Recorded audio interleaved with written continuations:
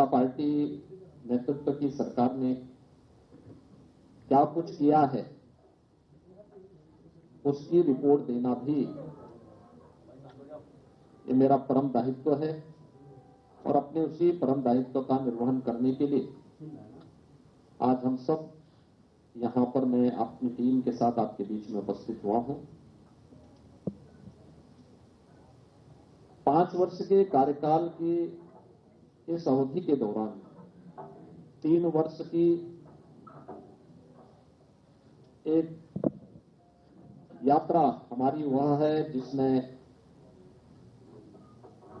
निर्विघ्न रूप से प्रदेश सरकार ने प्रदेश की छवि को बेहतर तरीके से आगे बढ़ाया।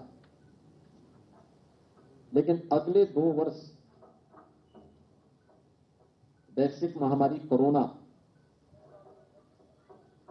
एक चुनौती बनकर के न केवल हमारे सामने बल्कि पूरी दुनिया की मानवता के सामने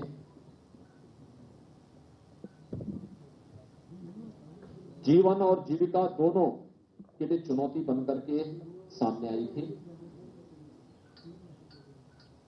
ये हम सबका सौभाग्य है कि इस देश के यशस्वी प्रधानमंत्री आदरणीय नरेंद्र मोदी जी के नेतृत्व में और उनके मार्गदर्शन में भारत का कोविड प्रबंधन दुनिया के लिए एक नजीर बना, जिसमें जीवन और जीविका दोनों को बचाने के बेहतरीन अनुभव भी थे और जो व्यावहारिक कार्य योजना भारत ने लागू की उसके परिणाम को भी दुनिया ने सराहा है। केंद्र सरकार ने समय समय पर जो गाइडलाइन जारी की, प्रधानमंत्री जी व्यक्तिगत रूप से प्रत्येक राज्यों के साथ संवाद भी रखते थे और वीडियो कॉन्फ्रेंसिंग के माध्यम से भी उन्होंने राज्यों के मुख्यमंत्रियों के साथ राज्यपालों के साथ लगातार संवाद बनाए रखा।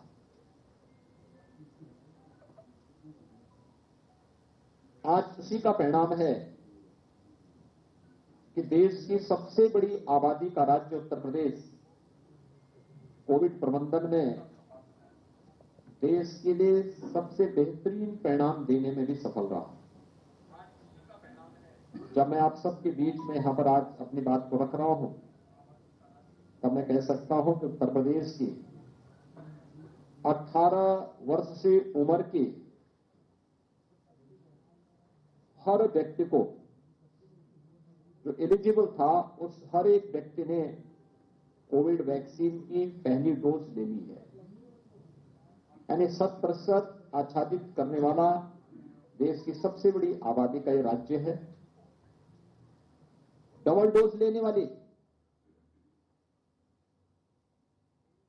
70% से अधिक लोगों ने डबल डोज ले ली है। अगर मैं प्रिकॉशन डोज की बात करूं, जो 60 साल से ऊपर के किसी गंभीर बीमारी से ग्रसित व्यक्ति या हेल्थ वर्कर्स की बात है तो वह 15,38,992 लोगों ने भी प्रिकॉशन डोज भी ले ली है। और 15 to 16 जो 17 जो 15 प्लस से जुड़ी 15 से 17 वर्ष के जो यूथ हैं, इसमें भी 1,67,281 यूथ ने फर्स्ट डोज ले ली है। कुल मिलाकर के 26,48,06,934 वैक्सीन की डोजेज अब तक उत्तर प्रदेश के अंदर दी जा चुकी है।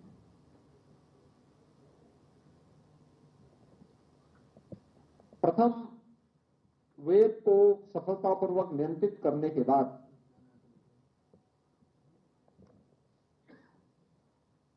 बहुत सारी चुनौतियां हमारे सामने आई थी। हमारे यहाँ के युवा, हमारे यहाँ के छात्र जो प्रतियोगी परीक्षाओं की तैयारी करने के लिए कोटा राजस्थान में गए थे,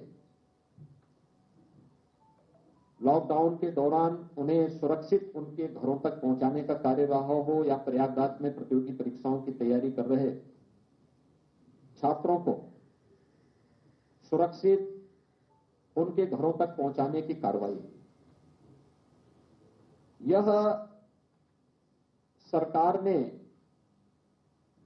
पूरी प्रतिबद्धता के साथ अपने दायित्वों का निर्वहन किया और उस कार्य को उस समय निभाया ही।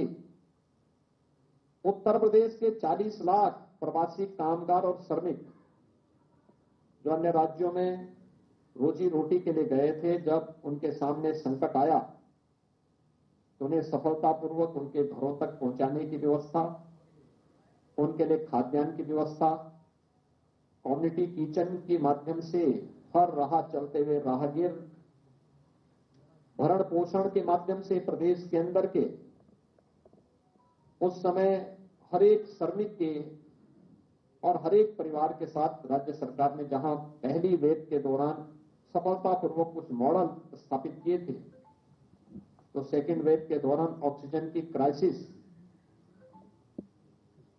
के फलस्वरूप प्रधानमंत्री जी के आह्वान पर उत्तर प्रदेश ने 551 से अधिक ऑक्सीजन प्लांट भी स्थापित किए। आज उत्तर प्रदेश का हर जनपद ऑक्सीजन आत्मनिर्भरता के लक्ष्य को प्राप्त कर चुका है। सेकेंड वेव को भी सफलतापूर्वक नियंत्रित करने के बाद थर्ड वेव को भी आज हम लोग पूरी तरह नियंत्रित कर चुके हैं।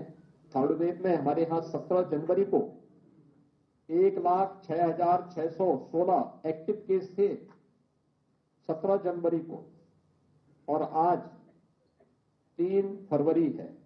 3 फरवरी को एक्टिव केस की संख्या जो उत्तर प्रदेश के अंदर है वह मात्र 41,471 है। आप देख सकते हैं कि पिछले यानी 60,000 से अधिक मामले कम हुए हैं पिछले 15 दिन के अंदर। देश के अंदर सर्वाधिक कोविड टेस्ट करने वाला राज्य उत्तर प्रदेश है। 10,47,00,600 से अधिक कोविड टेस्ट अब तक उत्तर प्रदेश के अंदर सफलतापूर्वक संपन्न हुए हैं। और कोविड की थर्ड वेव के बारे में जो आशंका थी, इस आशंका को भी उत्तर प्रदेश सरकार ने सफलतापूर्वक नियंत्रित करते हुए जीवन और जीविका को बचाने के कुछ मॉडल खड़े किए हैं। कोरोना जैसी महामारी भी तात्कालिक दृष्टि से हमारी स्पीड को कम करने के लिए थोड़े बहुत ब्रेकर के रूप में कोविड सामने आया है, लेकिन उस सब के बावजूद आज मुझे बताते हुए प्रसन्नता है कि विगत